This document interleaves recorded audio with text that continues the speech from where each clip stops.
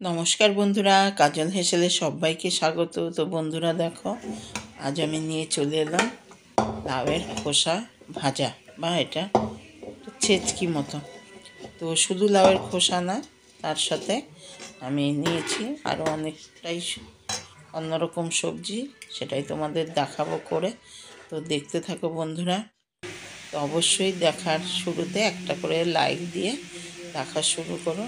একটা লাইকে আমাকে অনেক দূর এগিয়ে নিয়ে যাবে, এই ভিডিও বানানোর মানে উৎসাহ দেবে। ওর জন্যই তো, যদিও বা ভিউ যা হয় তার হাফেরও হাফ লাইক করে না, জানি না কেন।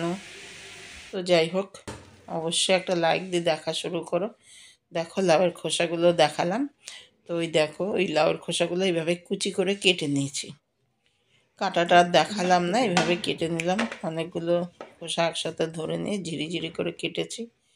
এখানে নিয়েছি সিম কুচিয়ে, নিয়েছি আলু কুচিয়ে, একটুখানি মূলো কুচিয়ে নিয়েছি, আর ধনেপাতা। একটু হলুদ লাগবে, চেরা কাঁচা লঙ্কা, এখানে শুকনো লঙ্কা আর কালো জিরে ফোড়নের জন্য, নুন, ব্যাস সর্ষের তেলে রান্নাটা করব। আর লাগবে একটু চিনি, আর একটুখানি আমি নিয়েছি হচ্ছে আটা। এখানে আটা, ময়দা বা চাল গুঁড়ি যাই হোক একটা দিলেই হলো। মানে খেতে খুবই ভালো লাগে গরম গরম ভাতে। প্রথম পাতে কিন্তু এইরকম খোসা আর মানে ভাজা বা ছেচকি মানে অসাধারণ লাগে খেতে। যে কোনো নিরামিষের দিনে এখানে এটার মধ্যে আমি কোনো পেঁয়াজ রসুন ইউজ করিনি, একদমই সম্পূর্ণ পেঁয়াজ রসুন ছাড়া, কিন্তু খুবই সুস্বাদু হয়। তো প্রথমেই সরষের তেল দিয়ে কড়াইতে তেলটা গরম হওয়ার পর দিয়ে দিলাম কালো জিরে আর শুকনো লঙ্কা ফোড়ন। দেওয়ার পর প্রথমে মূলোটুকু দিলাম, তারপরে দিয়ে দিলাম আলু, দিয়ে একটু নাড়াচাড়া করে নেবো। খুব ঠান্ডা লেগে গেছে এখন, একটু গরম পড়ছে, একটু ঠান্ডা লাগছে, মানে এর জন্যই মানে ঠান্ডা গরমের থেকে আমার ঠান্ডা লেগে গেছে, একটু গলাটা ধরে যাচ্ছে। বন্ধুরা একটু কষ্ট করে দেখো, খুব ছোট্ট একটা ভিডিও। দেখো একটু নাড়াচাড়া করে মিশিয়ে নিয়ে আলু আর মূলোটা, এবার দেখো ফুটিয়ে রাখা লাউয়ের খোসাটা দিয়ে দিলাম। তো গেল কাল দেখিয়েছি আমি লাউ দিয়ে ট্যাংরা মাছ, আজ নিয়ে আসলাম লাউয়ের খোসাগুলো ছেঁচকি আর ভাজা দিয়ে। এবার দেখো, এবার খোসাগুলো দিয়ে লাউয়ের খোসাগুলো দিয়ে একসাথে সব কিছু নাড়াচাড়া করে নিলাম। তো দিয়ে এখানে আন্দাজ মতো নুন দিয়ে দিলাম, আর দিয়ে দিলাম হলুদ।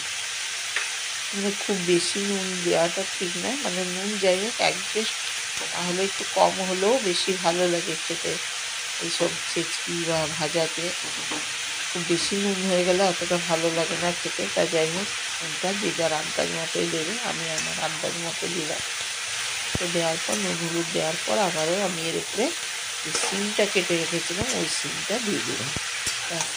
আর কিছুই দেওয়ার নেই, এবার শুধু নাড়াচাড়া করে ভেজে নেব। নাড়াচাড়া করে ভাজলেই হয়ে যাবে। তো বন্ধুরা দেখতে থাকো, এটা কিন্তু গরম গরম ভাতের সাথে প্রথম পাতে যে কোনো নিরামিষের দিন অবশ্যই করে খেয়ে দেখতে পারো, অসাধারণ লাগে।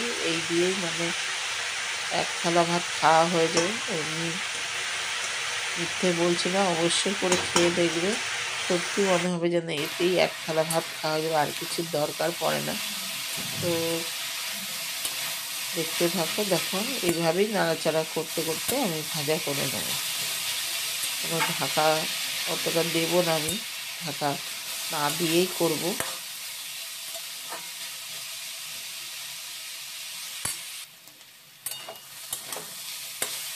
শুধু ধরে ধরে নাড়াচাড়া করতে হবে। প্রচণ্ড ঠান্ডা লেগে আছে।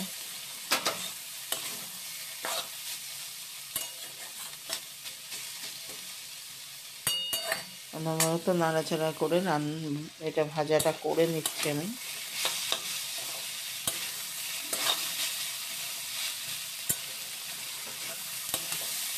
ঢাকা দিয়ে দিলে একটু সেদ্ধ সেদ্ধ হয়ে যায়, কিন্তু ঢাকা না দিয়ে করলে কিন্তু এরকম একটু ভাজা ভাজাটা একটা আলাদা স্বাদ লাগে।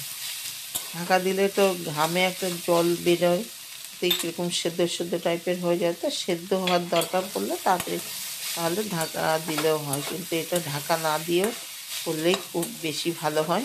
তো দেখো অনেকটা আমার হয়ে এসছে, দেখো কমে গেছে কতটা ছিল, আর কালারও চেঞ্জ হয়ে গেছে। তো কয়েকটা চিরা কাঁচা লঙ্কা দিয়ে দিলাম, এখন আর কিছু দেবো না, ব্যাস। আর ধনেপাতা একটু মিষ্টি দিলেই হয়ে যাবে। তো দেখো একটু চিনি দিয়ে দিলাম, এটা একটু মিষ্টি মিষ্টি ঝাল ঝাল, সেই রকম ঝাল হবে না, ওই চেরা লঙ্কাতে যা ঝাল হবে আর একটু ফ্লেভার হবে। তো দেখো এবার চিনিটা দিয়ে একটু নাড়াচাড়া করে নিচ্ছি, ওই জন্য চিনিটা দিলাম। দেওয়ার পর দেখো খুব কম তেলে করছি, তো কেমন একটু কড়াইতে মানে একদম লেগে যাওয়ার মতো অবস্থা, কিন্তু কন্টিনিউ আমি নাড়াচাড়া করে গেছি, একদম ঢাকা দিয়ে বসে থাকিনি। কিন্তু দেখো এইরকমভাবে করলেই বেশি স্বাদ হয়।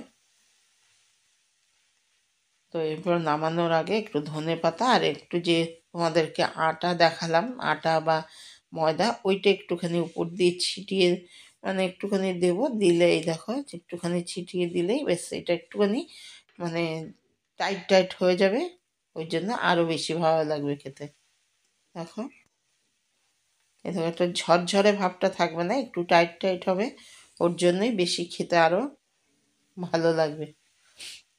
অবশ্যই বন্ধুরা তোমরা ঘরে ট্রাই করে দেখবে, দেখে আমাকে কমেন্ট বক্সে কমেন্ট করে জানাবে তোমাদের কেমন লাগলো এই লাউয়ের খোসা, মূলো, আলু আর সিম দিয়ে ছেচকি বা ভাজা ভাজা। এবার নামানোর আগে একটু ধনেপাতা দিয়ে দিলাম। তো বন্ধুরা তোমাদের আশা করি সকলের ভালো লেগেছে, যদি ভালো লাগে অবশ্যই একটা লাইক দিয়ে দেখা শুরু করো, আর বন্ধুবান্ধব আত্মীয়স্বজনকে অনেক অনেক শেয়ার করে দিও। আর আমার চ্যানেলে কেউ নতুন বন্ধু হয়ে এলে চ্যানেলটিকে সাবস্ক্রাইব করার অনুরোধ রইল, পাশে থাকা বেলটা অবশ্যই প্রেস করবে, তাহলে আগামী দিনে যত নিত্য নতুন রেসিপি আমি দেবো তার আপডেট সবার আগে তোমাদের কাছে পৌঁছে যাবে, সবার আগে দেখতে পারবে তোমরা। এই দেখো একদম হয়ে গেছে, এবার একটা প্লেটে নামিয়ে নেবো, ব্যাস হয়ে যাবে, এখান থেকে পরিবেশন করতে সুবিধা হবে।